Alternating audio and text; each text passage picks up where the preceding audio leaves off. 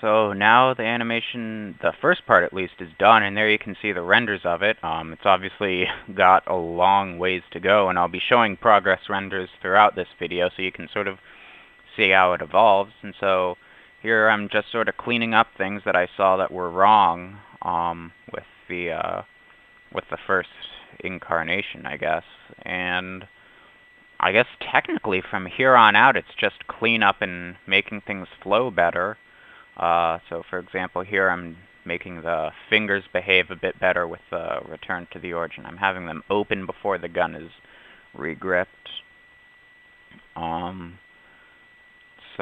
But as you can see, we're only like halfway through, and so the fine-tuning process is sort of more of like a quote-unquote fine-tuning, because this is where animations really sort of become more than just ideas and become, like actual things that you can see over and over and over again over the course of a game.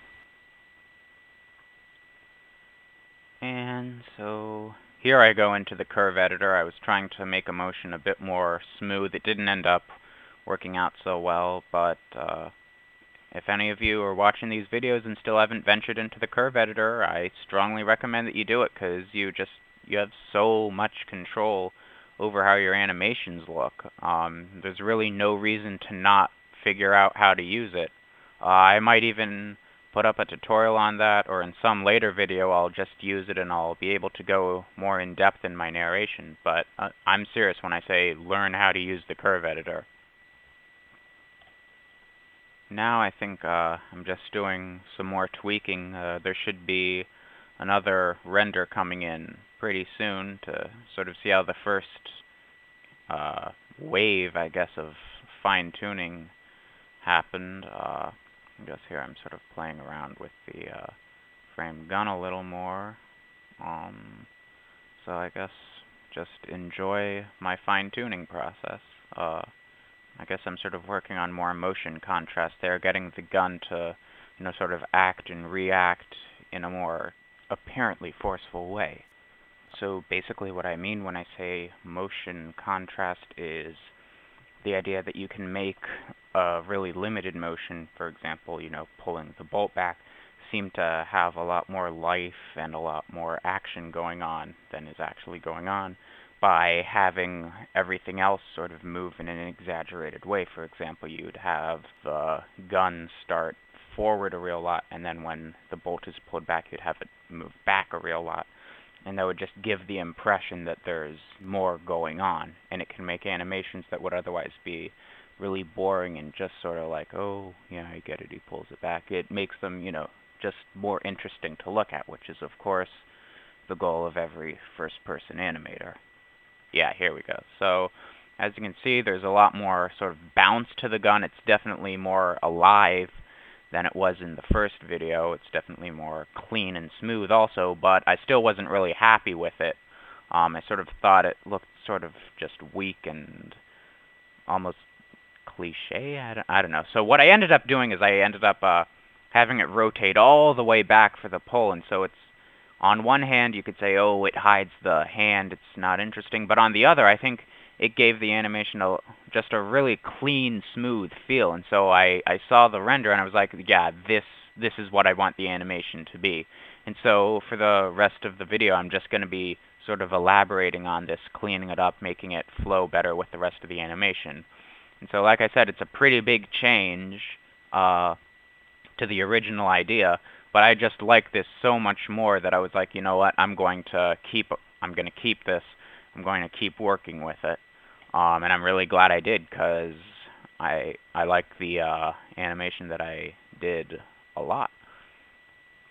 So here I'm sort of playing around with sort of making the bolt pull more forceful. I showed this to Ironclad, and it was like, make the bolt pull more forceful. So that's what I'm doing, and that's what I did. You can see there's a bit of a pause on it now. I hope that's not, too heavy-handed, too deliberate for everyone.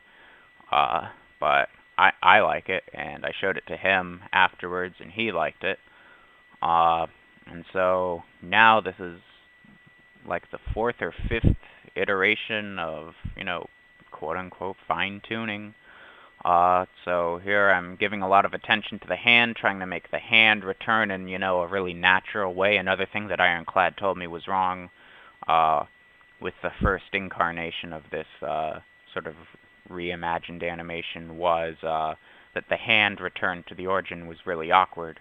And so what I'm doing here is I'm just watching it over and over and over and over, trying to get something that I'm happy with. So I guess the main thing I'm trying to say here is give time, and give a lot of time, to just going over even individual motions, individual parts of your animation. Just make them look as good as they can, because people notice and they're going to like the end result. And I hope you guys like the end result. So yeah, here I've moved down to the fingers. There I fixed a problem with the upper arm. Obviously the thumb was not so good right there. Yeah, so I guess that's pretty much it. The video will be ending pretty soon. As you can tell, some parts of this video have been sped up. That was just because I didn't feel like narrating, like a good 45 minutes worth of footage. But now the video's over. Here you can see the final result. I'm really, really happy with it. Yeah, so for the next video, I'll try to narrate myself as I animate. I'll do a reload or a melee or something. And hopefully you guys will enjoy that, and hopefully you guys have enjoyed this. So, goodbye.